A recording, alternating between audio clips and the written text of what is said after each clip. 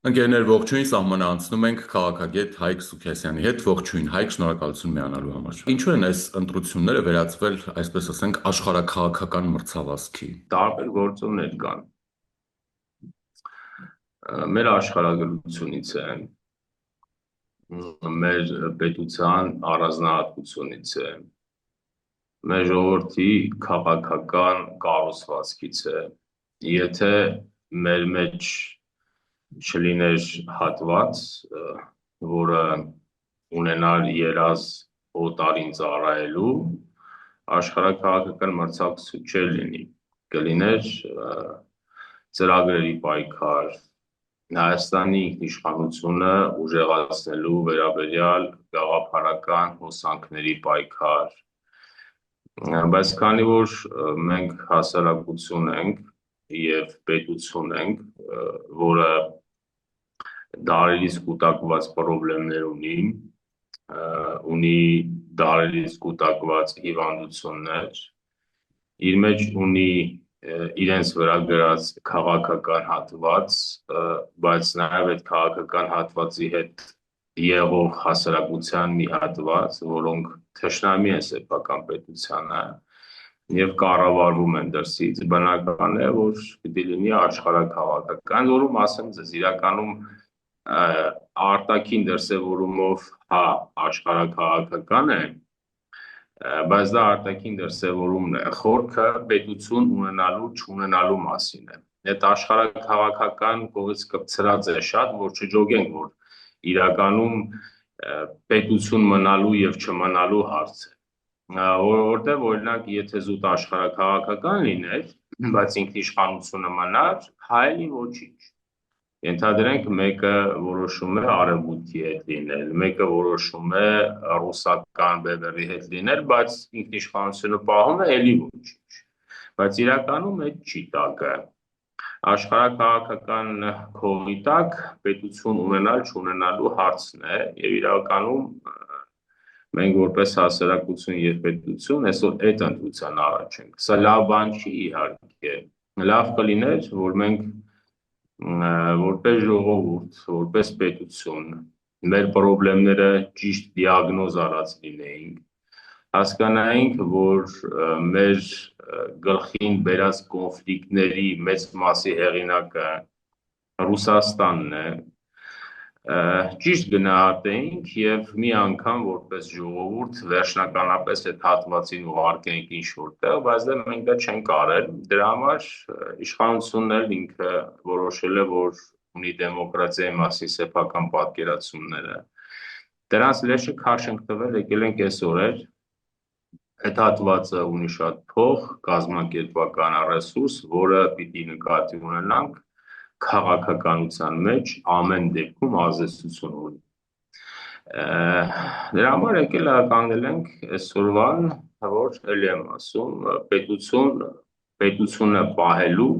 եւ պետությունը չպահելու ընտրության հարցը, ուրիշ բան չկա տակ։ Հայկ, բայց օրինակ նույն Գագիկ Ծառուկյանը ասում է, որ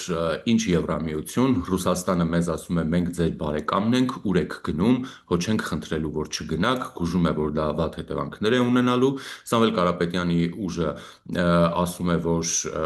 իրենք ուզում են ժողովրդավարական պետություն կառուցել ու երաշխավորված խաղաղություն ունենալ։ Էդմոն Մարուքյանը ասում է, ոչ մի ծրագիր չի քննարկվելու նախընտրական, որովհետև մենք ինքնության պահպանման հարցն ենք հիմա լուծում։ Ռոբերտ Քոչարյանը կարծում է, որ էլի պետք է, այսպես ասենք, հա, այդ արտաքին քաղաքականության մասով Ռուսաստանի հետ ավելի խորը հարաբերություններ ունենալ։ Լևոն Զուրաբյանը հակից ասում է, որ իրենք կվերաբանակցեն այս խաղաղության համաձայնագիրը կամ օրակարգը Էրդողանի Ալիևի հետ ավելի արժանապատիվ խաղաղության համար։ Մի խոսքով նկատի ունեմ բոլորի ասածների մեջ հենց Հայաստանի մասին է, չէ՞, ինչ որ լավ բան Հայաստանի համար։ Իրականում չէ։ Այդ բոլորի ասածներն ստուգ ենք։ Նախ Գագիկ Ծառուկյանը, որ ասում է Ռուսաստան, ասում է ես ձեր բարեկամն եմ, այդ մարդը քաղաքականության մեջ գիտելիք չունի։ Պետությունները բարեկամներ չունեն։ Պետություններն ունեն շահեր, դաշնակիցներ, հարևաններ, հակառակորդներ։ Պետությունները ժողովուրդ կարող են բարեկամներ ունեն, բայց պետությունները բարեկամներ չունեն։ Այդ մենք դու ասեմ ինքը գիտելիքի հետ կապված շատ մեծ հարցեր ունի։ Ինքը եթե իր ասածը ճիշտ է, բարեկամ լինելը ճիշտ է, Եվրամիությունը վատ բարեկամ է։ Այդ Եվրամիության դիտորդներն են, չէ՞ որ Ադրբեջանի շատ հարցերում զսպել են, հո իր բարեկամ ռուսական զորքը չի զսպել։ Հետևաբար այդ մի քիչ տափակաբանություն է։ Ինքը իր լավ աղբերը, որտեղ դե իրենց լեզվա մտածողությամբ ասենք Լուկաշենկոն Ադրբեջանի նախագահի ամենամոտ ընկերն է։ Ստացվում է, որ Ալիևն էլ է ուրեմն իր անկերը, որովհետև էլի դիմենք իրանց լեզվա մտածողությանը։ Իրանց լավ աղբերն են։ Հետևաբար ինքը թող այս հարցերին պատասխանի։ Ռուսաստանից եկած ժամանակին մեր հետի գլխին ինչ օրին ասած բերած հատվածը, որ ասում է ժողովրդավարական պետություն ենք ուզում, ժողովրդավարական պետություն եք ուզում, բայց ձեր համակիրներին պաշկեքով բռնում են ձայն գնելու հարցում։ Դա դեմոկրատիայի համար առաջի ինստիտուտի փիլիսոփայության խախտում է։ Դեմոկրատիան ըստ էության առաջին հերթին ընտրության իրավունքն է։ Մնացածը ձեռի հետ անհրաժեշտ բաղադրիչներ են։ Բայց դեմոկրատիան առանց ընտրության ոչ մի բան է։ Հիմա դուք դեմոկրատիայի գլխավոր ինստիտուտը այլասերում եք, եւ դուք խոսում եք դեմոկրատական պետություն ունենալու մասին։ Դե այս մարդիկ իրականում կաշառքի փիլիսոփայության վրա ստեղծված ուժ են։ Որովհետև նաև ինչ էին ասում էին դե նախարարին ինչ մի աշխատավարձ տանք վարչապետին, կտանենք ջեբը փող կդնենք։ Սրանց է այդ կաշառքի փիլիսոփայության վրա է, բայց ձևականորեն դեմոկրատիայից է խոսում։ Եվ մարդուց գնում են մարդու ամենակարևոր սրբազան բնական իրավունքը, ընտրելու իրավունքը, որտեղ ընտրության իրավունքը ռեալիզացնելով է, որ մարդը մնում է մարդ։ Հիմա իրենք նաև մարդու դեմ հանցագործություն են անում, բայց խոսում է դեմոկրատիայի մասին։ Ելով կար այնտեղ ինչ-որ լուսավորիչների կուսակցություն կա։ Ես այդ մարդուն ուզում եմ հիշեցնել, որ իրենք լիբերալ աշխարհայացքի, լիբերալ գաղափարաբանության վրա ստեղծված քաղաքական ուժ են իբրև թե։ Բան էլ ունեին, լիբերալ քաղաքական դպրոց։ Աշակերտներին կանչում երևի մարդկանց լիբերալիզմ էին բացատրում, բայց այս մարդը լիբերալ աշխարհին դեմ է եւ կողմ է ավտորիտար բլոկի, բայց տատուց ժառանգած բացատրություններ ունի։ Մենք հայը փրկություն, ինչ-որ բաներ են բացատրում, որ լիբերալ աշխարհից յանթա, բայց սա էլ էս ուժն է։ Եվ խոսում է ինքնության մասին, իսկ իմ այդ հարցն են, ինչ է ինքնությունը։ Նախատապես մի հատ սահմանումը թող տա ինքնության, հետո մի հատ էլ հələ որ չգիտի հաստատ, հետո մի հատ էլ ասեն հայ ինքնությունը ո՞րն է հայ ինքնությունը։ Ընդհանրապես բաներ կա, մենք որպես ժողովուրդ մեզ համար պետք է վերաիմաստավորենք, ով է հայը։ Մեզ որպես ժողովուրդ միայն էթնիկական հատկանիշներով բնորոշելը կարծում սխալ է, լավ չենք հասկանա։ Որովհետև Հայաստանի ինքնիշխանության դեմ գործող հատվածը էթնիկապես լավ հայ է, անունով, ազգանունով, տատով, պապով հայ են, բայց ինքնագիտակցությամբ հայ չի։ Մեզ համար գլխավորը միայն էթնիկական հատկանիշը չի, մարդը ինքնագիտակցությամբ հայ է, թե չէ։ Իսկ այս մարդիկ ինքնագիտակցությամբ հայ չեն, հատկապես այնտեղից Ռուսաստանից եկած ինչ-որ էմիսարները։ Հետևաբար, իսկ ընդհանրապես մեր ինքնության հետ ոչ մի խնդիր չկա։ Հակառակը, մենք մեր ինքնության հարցում հիմա վերակողմնորոշում ենք։ Մենք աստիճանաբար գնում ենք դեպի մեր արքետիպ, իրական հայկականության ակունքների վրա կանգնելու գործընթացի մեջ ենք։ Եվ պետությունը որպես մեր ինքնության մաս դարձնելու process-ի մեջ ենք, որտեղ օրինակ եթե նայեք մենք մեր ինքնության մեջ երբեք պետություն չի եղել։ Մենք ինքնության 3 հենասյուր ունենք։ Ազգ, կրոն, հայրենիք։ Պետությունը չկա։ Հայրենիքն էլ այդպես օդի մեջ բան է, էլի, հայրենիք, հա, հայրենիք, բայց պետություն չկա։ Հիմա մենք մեր ինքնության մեջ պետության բաղադրիչը, որը ամենակարևոր բանը դնում ենք, եւ այս հատվածը ցնցումների մեջ է։ Սա էլ էս մարդն է։ Այդ Լևոն Զորաբյանը ինչ է։ Այդ մարդը թող գնա, ինքը մի հատ 4000 տարեկան նախագահ են իրենք, որ երևի հավանաբար հնիաբանների ուսումնասիրության համար լավ օբյեկտ ինքը կարող է լինել այդ նախագահը։ Թող գնա այդ նախագահը մի հատ հոդված ունի գրած, պատերազմ եւ խաղաղություն։ Թող վերցնի այդ հոդվածը մի հատ կարդա, որ չի կարդացել հաստատ։ Թող վերցնի մի հատ կարդա, հետո կհասկանանք իրենք ինչ են ասում։ Բայց պարզ է նկատի ունենանք, որ մեր պետության կյանքի այլասերման պետությունը ճանապարհից շեղելու հարցում ամենամեծ այլանդակությունը արել է հենց իրենց նախագահը, այդ 4000 տարեկան նախագահը։ Ես ուզում եմ հիշեցնել։ Մինչև 96 թվականը Հայաստանի Հանրապետությունը դեմոկրատական աշխարհի զարգացած պետությունների հետ համագործակցության մեծ հնարավորություն ունի։ Բայց հավանաբար զարգացած աշխարհը Լևոն Տեր-Պետրոսյանին չէր տեսել։ Չգիտեր, որ այստեղ կա հայության մի հատված, որը ուդմուրտի գիտակցություն ունի, որ կարող է երկնել 96 թվականին ընտրությունների կեղծելու ինստիտուտը։ Դա ինստիտուտ է Հայաստանում։ Եվ ինքը պետությունը ճանապարհից եղել է։ Եվ այս հետո, դրանից հետո եկածները իր երկու աշակերտներն են։ Իսկ ինչ վերաբերում է այդ նախագահին, երկրորդ նախագահին, այդ մարդն էլ ով է։ Այդ մարդը ճորտության կողմնակից մարդ է, հարցրել են, չէ՞, այդ մարդու ժամանակին լրագրողները, ասում էին ինքնիշխան պետություն, թե միութենական պետություն, այդ մարդը ասում էր, ես հələ այս պահին լավ չեմ ջոկում, պատրաստ չեմ այդ հարցի, այսինքն պետության նախագահ է եղել երկու սառոք, ասենց ասեմ։ Եվ մարդը լավ չի ջոկում, անկախության մեջ ընտրություն անի, թե սեփական պետության ժողովրդին տանի ճորտության։ Եվ հիմա այս բոլորը միացել են իրար, ինչ-որ տափակ թեզերով, տափակաբանությամբ քշում են մեր պետության դեմ։ Բայց իհարկե լավ չի, որ հələ տեսեք ինչքան հատված կա։ Քիչ չեն, առաջին նախագահ, դո երկրորդ, դո երրորդ, դո հիմա էլ մի հատ եսի միլիարդատեր են ճարեբերը, վրեն գրել են միլիարդատեր։ Հələ տեսեք ինչքան մեծ է գրոհը պետության դեմ եւ այսքան այլանդակ հատված ունենալ սեփական պետության, սեփական ժողովրդի մեջ, սա պրոբլեմ է։ Դե ինչ ասեմ, ասել իրենց դիստապակաբանությունները թողնենք մի կողմ, իրենց խորքը ռուսական է։ Շատ լավ, Հայկ, բայց այդ բոլոր ուժերը կամ գուժում են կամ մտավախություն են հայտնում, որ այս իշխանության վերարտադրության դեպքում Ռուսաստանի հետ առևտրային պատերազմներ են լինելու, ընդհուպ նաև չեն բացառում վրացական կամ ուկրաինական օրինակները, հա։ Այստեղ չկա արդյոք, այսպես ասենք, ճշմարտություն։ Չէ, չկա։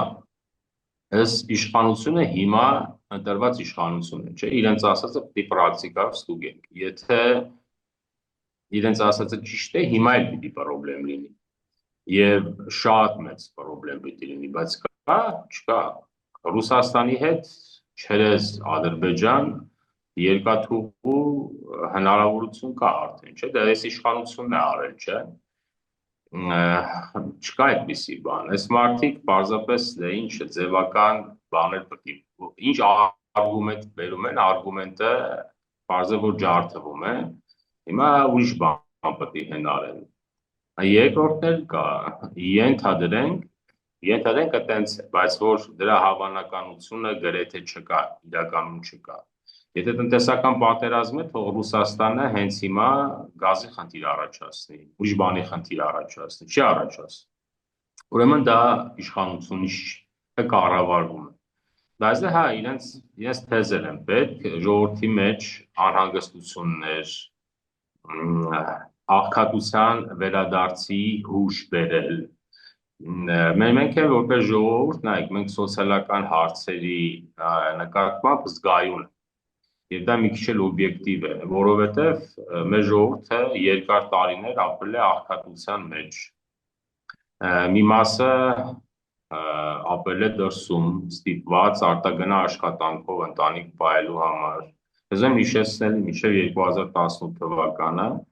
Հայաստանի բնակչության 30%-ը պաշտոնապես եղել է աղքատ իրեն ժամանակ, երբ որ Հայաստանը Ռուսաստանի հետ ամենալավ հարաբերություններ ուներ, չէ՞։ Բայց 30%-ը աղքատ է եղել, այսինքն եթե 3 միլիոն բնակիչ է եղել, 1 միլիոն մարդ եղել է աղքատ։ Եվ սրանք չեն էլ ամաչում։ Ընդհանրապես ուզում ասել հետևյալը, մեր ժողովուրդը երբեք աղքատ չի ապրել։ Երբեք։ Նույնիսկ Օսմանյան կայսրության տարիներին էլի աղքատ չի ապրել։ Հայերքը քաղաքականապես, ֆիզիկապես, բարոյապես ճնշված ենք եղել,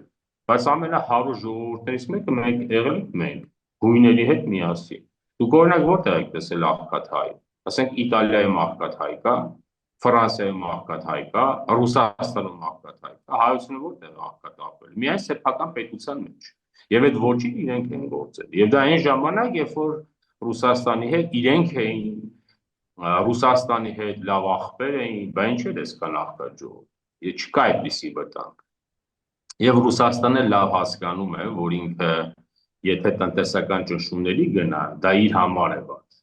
Որտեւ ինքը վերջնականապես կստիպի, որ Հայաստանը թեքվի, ընդհանրապես թեքվի։ Իհարկե հիմա Հայաստանը այդպիսի խնդիր չի դրել իր առաջ, բայց եթե Ռուսաստանը այդպիսի բաներ, մենք ընդհանրապես կփոխվենք, կպրծնենք Իրանից, տնտեսական կախվածության տեսանկյունից։ Իրականում չկա այդպիսի բան։ Ռուսաստանի հետ մենք գնում ենք մեր տնտեսական, աշխարհաքաղաքական, պատմական տեսանկյունից հարաբերությունների վերաիմաստավորման ճանապարհով, եւ մենք սկսում ենք արդեն գործել որպես ինքնիշխան պետություն։ Ինչքան լինենք ինքնիշխան, այնքան Ռուսաստանը կլինի մեր մյուս օլիգարխի ասած բարեկամ պետություն։ Ինչքան կգցնեք, այնքան լինելու եք ճորտ։ Դրապես իրենց ասածները տապակաբանություն են։ Հայք դուք նշեցիք նաև այդ ընտրակաշառքների կամ ձայների գնման մասին, որ հիմա համատարած տեղի ունենում, մասնավորապես նաև հենց ուժեղ Հայաստան կուսակցության ներկայացուցիչների կողմից, բայց այս մարդիկ մյուս կողմից ասում են, որ ինչ ընտրակաշառք, ինչ բան, դրանք աշխատավարձ են այդ մարդիկ ստանում իրենց կուսակցական կամ կազմակերպչական գործունեության համար եւ հետո ասում են, որ այստեղ դիտմամբ թիրախավորում է գնում նաև կանանց նկատմամբ եւ ասում են, սա զուտ քաղաքական հետապնդում է, էլի, այսինքն վախենալով այդ ուժի կարողություններից եւ հնարավորություններից իշխանությունը անգամ մարդկանց վճարվող աշխատավարձը սղացնում է որպես ընտրակաշառք։ Այսինքն հերոստացույցը աշխատավարձ է։ Ասենք դա ինչ աշխատավարձ է, նոր դադազաբան են երկնել, հա, բայց չէ աշխատավարձ նվեր։ Դե դա չեղավ աշխատավարձ։ Աշխատավարձիներ պետությունը այդպիսի բան չէ կարող անել, եթե դրանք օրինական ճանապարհով ստացված աշխատավարձներ են, բայց իրենց մենք այնտեղ խոսում է կաշառքի մասին, այնտեղ աշխատավարձի մասին բան չկա։ Մարդուն զանգում են, ասում են արի աշխատավարձը տար, թե մարդու աշխատավարձը փոխանցում են մարդու։ Բայց իրենց զանգերով է ինչ-որ անընդհատ տասնյակ մարդկանց հետ իրենք աշխատավարձ բաժանող են, այդպես խումբ է աշխատում։ Այսինքն այդ մարդիկ որտեղ են աշխատում։ Ենթադրենք իրենց հիմնարկում, ասենք իրենց կուսակցությունում այդ մարդկանց աշխատավարձը փոխանցում են, իրենք գրուպ են ունեն, այդպես որ գնում են մարդկանց աշխատավարձ են փոխանցում, այդ հեքիաթները թողան իրենց տատերին պատմեն։ Գիտեք ոնց է, նաև եթե այս մարդկանց դիսկուրսը վերլուծենք, տեսեք, այս մարդիկ նույնիսկ սեփական ժողովրդի նկատմամբ հարգանք չունեն։ Արա լավ, ասենք, ենթադրենք, ասենք, դուք այդքան կոռած գլուխ եք, այդքան չեք հասկանում, որ բռնում է ձեզ պետությունը, բայց ամեն դեպքում այդքան չեք հարգում, առել եք, արա, ինչ է ձեր քաղաքացիներին վիրավորում։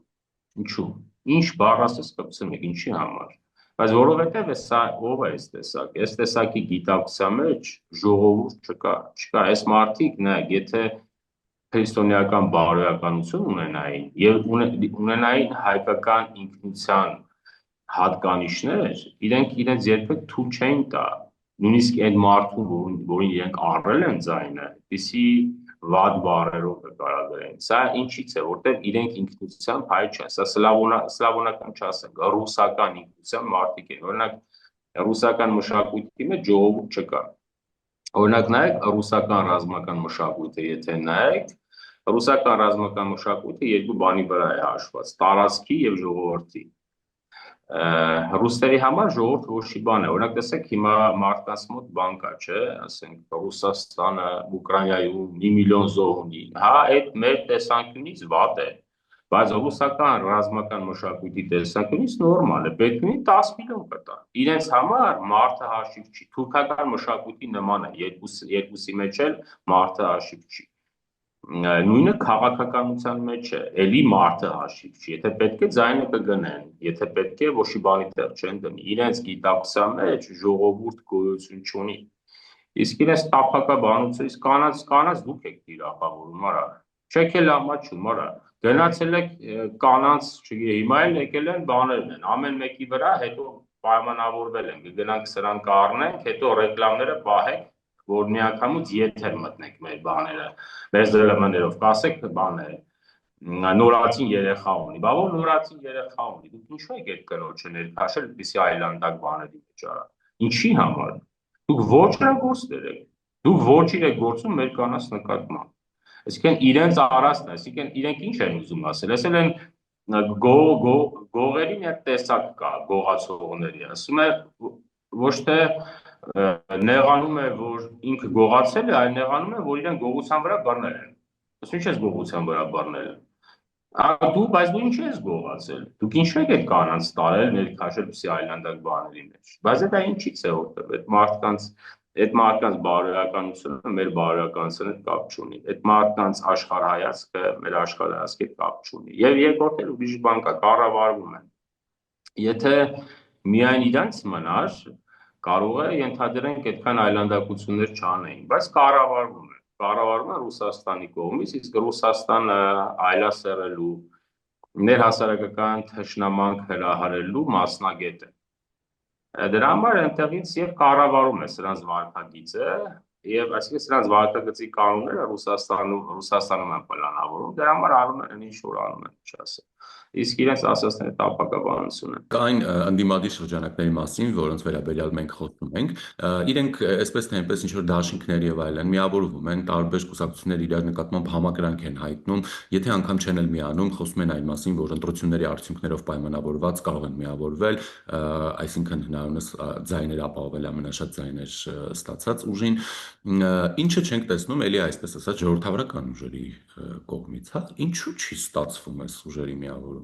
Որովհետև նրանք կառավարվում են, սրանք չեն կառավարվում։ Նրանք կառավարվում են եւ Ռուսաստանը կոպերկինը ոնց կասի, տենց կանեն։ Այդ որ մի բան ասում են կմիավորվենք, հետո չենք միավորվի, այդ իրենք չեն ասում։ Այդ կոպերկինն է, այդ պահին որոշել է որ պիտի միավորվեն, ասել է, ասեք կմիավորվենք, հետո փոշմանել է, հիմա սրանք կոպերկինի համար փոշմանել են։ Բայց սրանք բոլորը հավաքականորեն նույնն են, վերջում Ռուսաստանը ինչ կասի, այդ կանեն։ Իսկ այս մյուս հատվածը ժողովրդավարական ուժերի շրջանակը, որոնք ուզում են անկախ պետություն, նպաստել են անկախ պետությանը, ինքնիշխան պետություն ունենալուն, այս հատվածել ներքին պրոբլեմ կա, որ կոնսենսուս չի առաջանում, եկը մի բան էլ կա, միայն այս դաշտում ներդրված ուժեր կան, KGB-ի կողմից ներդրված ուժեր կան, խոսքը հայտիների մասին չի, բայց այտենց արևմտամետի, թազա մարդու, այտենց ինտելեկտուալի, չգիտես, եսի մինչերի դեմքով թազա ուժեր կան, ներդրվել են այս դաշտի մեջ, որպեսզի ձևացնեն անմիասնականություն, որպեսզի չմիավորում ձևացնեն։ Հիմա դրանց մի կողմ, ուզում ասեմ, այստեղ խնդիր կա, այս դաշտը միասնական չի։ Այն դաշտը հայտնի է, բոլորը ռուսական են, ինչ կասեն կարեն։ Այս դաշտի մեջ այլընտրանքային ինքնիշխան ժողովրդավարական ուժերի դաշտի մեջ մի քանի ուժեր կան, որոնք դեմոկրատական են, պետություն են ուզում, դրանց կողքին կան դրանց օսլայած դեմքով ռուսական KGB-ի թե սրանք էլ խառնաշփոթ են առաջացնում, բայց հա ամեն դեպքում Կարող ենք ասել, որ այս դաշտը կազմակերպված չի, եւ դա լավ չի։ Ընդ որում այստեղ իհարկե գիտեմ, որ ուժեր կան, որոնք կամ միգուցե մի ուժ, որ ձգտում էր այդպիսի համախմբում առաջացնել, բայց այստեղ կուսակցությունները պետք է միավորվեն, անհատների միավորմամբ հարց չի լուծվելու։ Ինչ ասեմ, հիմա թողանտրություն է, լավ կլինի, որ այս ժողովրդավարական դաշտից մի ուժ գոնե անցնի, որպես գործընկեր ուժ իշխանության հետ, հետագայում կկարողանան արդեն այս ռուսական թևին ճնշել, հաջորդ ընտրություններում սա չլինի։ Բայց դա ինչ ասեմ, տեսնենք։ Դժվար բան է, լավ կլիներ, որ միավորվեին, բայց դա այսօր իրողություններն այնպիսին են, ինչպիսին կան։ Հայկ եւ վերջինը, այս շուտով մայիսի սկզբին Երևանում տեղի կունենա Եվրոպական քաղաքական համայնքի գագաթնաժողովը եւ տեղի կունենա Հայաստան-Եվրամիություն առաջին գագաթնաժողովը, կարևոր միջոցառումներ եւ հանրապետական կուսակցությունը նախաձեռնել է ցույցեր, ինչ որ ակցիաներ իրականացնել եւ արդեն ինչ որ խումբ են ստեղծել, համագործակցում են տարբեր ընդդիմադիրների հետ եւ այլն, նախաձեռնություններ են պատրաստվում իրականացնել։ Այ ինչու կա անհրաժեշտություն այդ կարևոր միջոցառումները, որոնք, այսինքն, անկախ իշխանությունից, դա իշխանության մասին չի, հա, կոնկրետ Հայաստանի մասին կարևոր այս նախաձեռնությունները, ինչու ունենալ դրանք հարամելու նպատակ։ Իրականում իշխանության դեմ չի, պետության դեմ։ Իշխանությունը տենց կապող է պետությունը փրցնելու իրենց ընկալմամբ։ Դե որովհետև այս ուժն էլ նախկինների հետ նույնական է, իրենք մխտարելու վարպետներ են։ Օրինակ, ես իրենց հարց եմ տալիս. ինչու եք էլի նախատեսել։ Ձեր պետությունն է վերջը, ձերը չի իհարկե, բայց դուք այս պետությունում իշխանություն եք եղել։ Ձեր ժողովրդի նկատմամբ այսքան խիղճ չունեք դուք։ Դուք չեք տեսնում, որ հազիվ այլ բևեռների հետ աշխատանքով տնտեսություն, քաղաքական կյանք, ռազմական համագործակցություն, այս պետությունը ելք է որոնել ինքը իրեն պահել։ Ինչի եք դուրս եկել ձեր պետության որոնած ելքերի դեմ, որովհետև ռուսական գործակալական ցանցն է, ինչ ուզում են, Ռուսաստանն է ասել, ամեն ինչ պետք է մխտարել, ամեն ինչ, ինչքան հնարավոր է։ Արտաքին աշխարհի մոտ Հայաստանի իմիջը վնասել, ներհասարակական թշնամանք առաջացնել։ Սրանք էլ բան են, ասում են չենք մասնակցում, բայց ցես կմախտարենք, ընդրությունների չեք, ամեն մեկի վրա ֆունկցիա կա։ Դու լավ, դու մի մասնակցի, դու գնա այս մխտարելու գործի մեջ, դու սա արա, որովհետև վեր այդ հալ չկա, որ ընտրազանգված ունենաս, դու էլ ուրիշ ֆունկցիա, սա էլ մխտարելու վրա է, պրոֆեսիոնալ էլի։ Թե ինչ ասեմ, որովհետև համը առել են, հասկացել են, որ վերջնականապես Հայաստանը փոխվում է, վերջնականապես ինքնիշխանությունը Հայաստանի ամրապնդելու պրոցես է, դրա համար վերջի գրոհն է, կարող վերջինը չի, բայց ուժերի գերլարում կա Ռուսաստանի կողմից, ամբողջ ռեսուրսը ներդրել են, միլիարդ հատեր է ճարել բերել, խոստացել է Ռուսաստանից պաշկեքով մարդիկ բերի, որ քվեարկեն իրենց համար, փողերը ռեսուրսներ է ծախսում դրա համար, տարբեր մեռելներ վերակենդանացրել է նախագահների տեսքով, սրանց է մխտարելու պրոցեսի մեջ, դա ինչ ասեմ, մոբիլիզացիա է, իրենց նպատակը այդ եվրոպական քաղաքական համայնքի ներկայությունը մխտարելն է, փչացնելն է, բայց ես էլ առաջարկում եմ եւ պահանջում եմ իշխանություններից, որ իրեն ուշադիր, որովհետև դրանք Հայաստանի համար շատ կարևոր